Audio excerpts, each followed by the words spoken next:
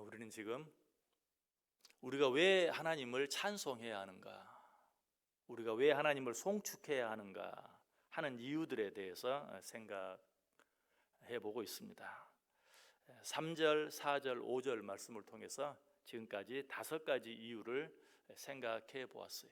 하나님께서 우리의 죄를 사해 주시기 때문에, 하나님께서 우리를 파멸해서 속량해 주시기 때문에, 하나님께서 우리의 소원을 만족하게 하사 좋은 것으로 채워 주시기 때문에 등등, 우리가 왜 하나님을 찬양해야 하는지, 그 하나님을 찬양해야 하는 이유, 날마다 우리를 인자와 긍휼로 간을 씌워 주시기 때문에, 이런 하나님의 찬양해야 할 이유들을 우리가 생각해 보고 있어요. 자, 그런데 그 이유들이 오늘 본문에도 계속되고 있는 것을 보게 돼요. 6절 보세요. 여호와께서 공의로운 일을 행하신다. 왜 우리가 하나님을 송축해야 하는가, 찬송해야 하는가? 우리 하나님은 공의로운 일, 의로운 일을 행하시기 때문에. 시편 67편 4절에도 말합니다. 온 백성은 기쁘고 즐겁게 노래할지니 주는 민족들을 공평히 심판하시며 땅 위의 나라들을 다스리실 것임이니이다. 하나님은 모든 일을 공평하게 판단하시고 공평하게 심판하시기 때문에, 하나님은 모든 일을 공의롭게 의롭게 진행하시기 때문에 우리는 그 하나님을 찬양해야 한다. 몇 구절 더 찾아볼까요? 여러분 같이 한번 펴보시기 바랍니다. 시편 96편 10절, 시편 96편 10절.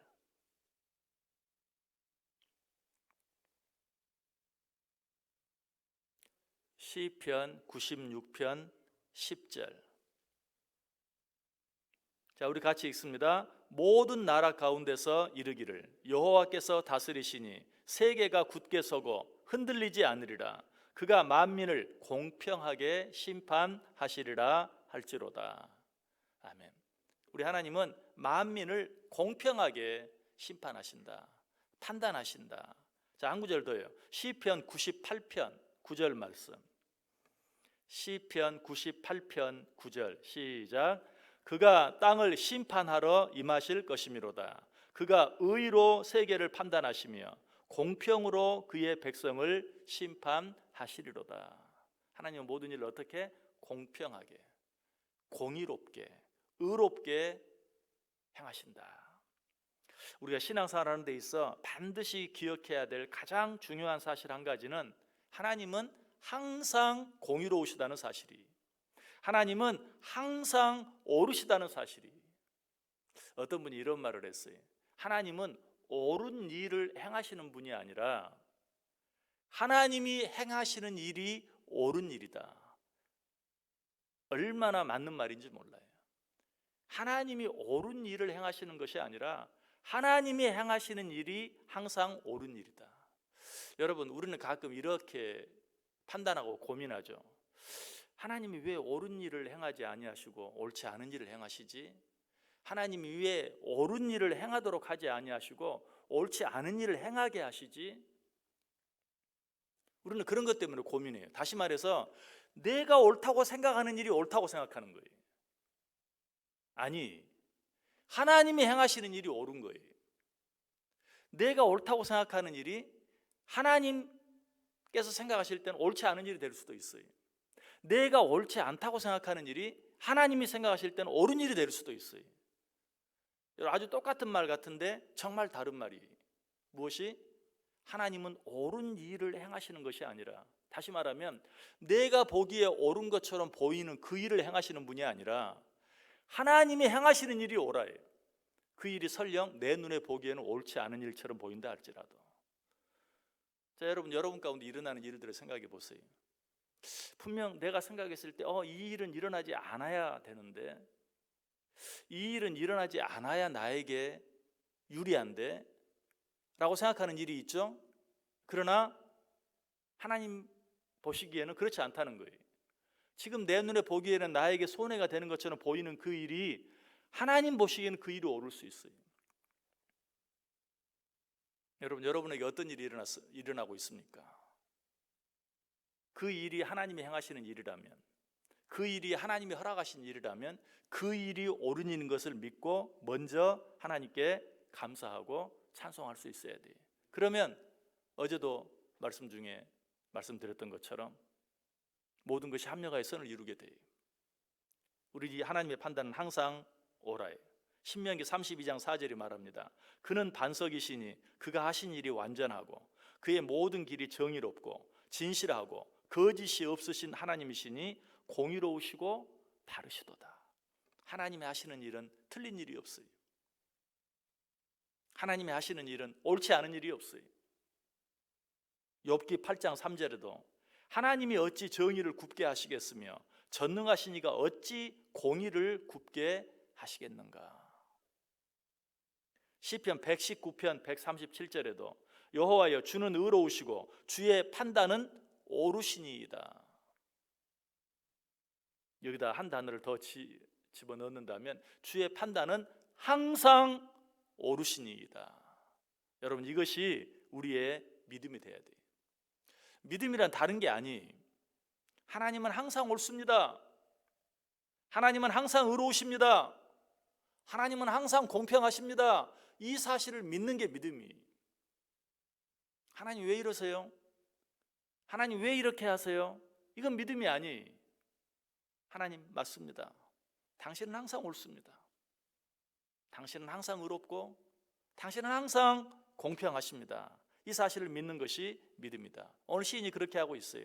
여호와께서 공의로운 일을 행하시며 억압당하는 모든 자를 위하여 심판하시도다. 하나님께서 어떻게 하신다고요? 공의로운 일을 행하신다. 하나님에 대한 이 믿음만 흔들리지 않는다면 우리의 삶은 반석 위에 세워진 집과 같이 어떤 일 앞에서도 흔들리지 않아요. 왜? 하나님은 항상 옳다는 것을 믿기 때문에. 이 믿음만 흔들리지 않으면 우리는 항상 하나님께 감사할 수 있어요. 항상 하나님을 찬송할 수 있어요. 이 믿음을 가진 자는 흔들리지 않아요. 여러분, 혹시 여러분의 삶이 흔들립니까? 왜 그렇습니까? 하나님에 대한 이 믿음이 흔들리기 때문에. 하나님이 뭘 잘못 생각하셨나? 하나님이 지금 내 형편을 잘 모르시나? 하나님이 지금 내가 원하시는 게 뭔지를 모르시나? 하나님이 내 기도를 잘못 이해하셨나? 믿음은 무엇이라고요? 내 눈에 보기에는 어떠하든지 하나님은 항상 옳으시다는 사실을 믿는 것, 하나님은 항상 의롭다는 사실을 믿는 것, 하나님은 항상 공평하시다는 사실을 믿는 것, 이것이 믿음이다. 이 믿음을 가진 자는 절대 흔들리지 않는다. 이 사실을 누구보다 잘 아는 존재가 있어요. 사탄이. 그래서 사탄은 우리의 그 믿음을 흔들어 놓기 위해서 애를 써요. 그러나 어떻게 하면 이 사탄의 밥이 되지 않을 수 있는가? 어떻게 하면 이 사탄의 종로로 타지 않을 수 있는가? 하나님은 항상 옳으시다는, 하나님은 항상 의롭다는 이 믿음을 포기하지만 않으면 우리는 절대로 사탄의 종로로 하지 않아요. 여러분, 사탄이 우리의 찬송을 가장 싫어하는 이유가 뭔 줄 아세요? 우리가 하나님은 항상 옳다는 사실을 인정하는 자들만이 하나님을 찬송할 수 있기 때문에. 우리가 그 사실을 인정하지 아니하면 하나님이 원하시는 찬송을 할 수 없어요. 그래서 사탄은 찬송을 무서워해요. 우리가 하나님을 찬송하는 것을 무서워해요. 왜? 우리가 하나님을 찬송한다는 것은 특별히 어려운 일 앞에서, 내가 원치 않는 일 앞에서 하나님을 찬송한다는 것은 하나님은 그래도 옳습니다 라는 고백이거든요. 나는 그래도 하나님을 믿습니다 라는 믿음이거든요. 그래서 사탄은 우리가 찬송하는 걸 가장 싫어해요. 사탄이 가장 싫어하는 일을 항상 하세요. 오늘 여러분에게 어떤 일이 일어나든지 하나님은 항상 옳습니다 하면서 하나님을 찬송해 보세요. 하나님은 항상 의롭습니다 라고 하면서 하나님을 찬송해 보세요. 하나님은 항상 공평하십니다. 사람들의 눈에 보기에는 너무 불공평한 것처럼 보이는 일 앞에서도 하나님은 항상 공평하십니다. 하나님을 찬송해 보세요. 사탄은 그런 자들을 건드릴 수가 없어요. 어떻게 할 수가 없어요. 어떻게 할 방법이 없는 거예요. 이것이 믿음이에요. 하나님은 항상 옳으신 것을 믿으십니까? 하나님이 하시는 일이 옳은 일이라는 사실을 믿으십니까? 오늘 하루 이 믿음 붙잡으세요. 이 믿음 붙잡고 여러분 눈에 보기에는 어떠하든지 먼저 감사해 보세요. 하나님이 옳으십니다. 하나님이 하시는 일이 맞습니다. 그리고 하나님을 찬송해 보세요. 그렇게 함으로 어떤 사탄의 유혹에도 넘어지지 아니하고 지지 아니하고 이 하루도 담대하게 승리하는 복된 하루 꼭 되시기를 주님의 이름으로 간절히 축원합니다.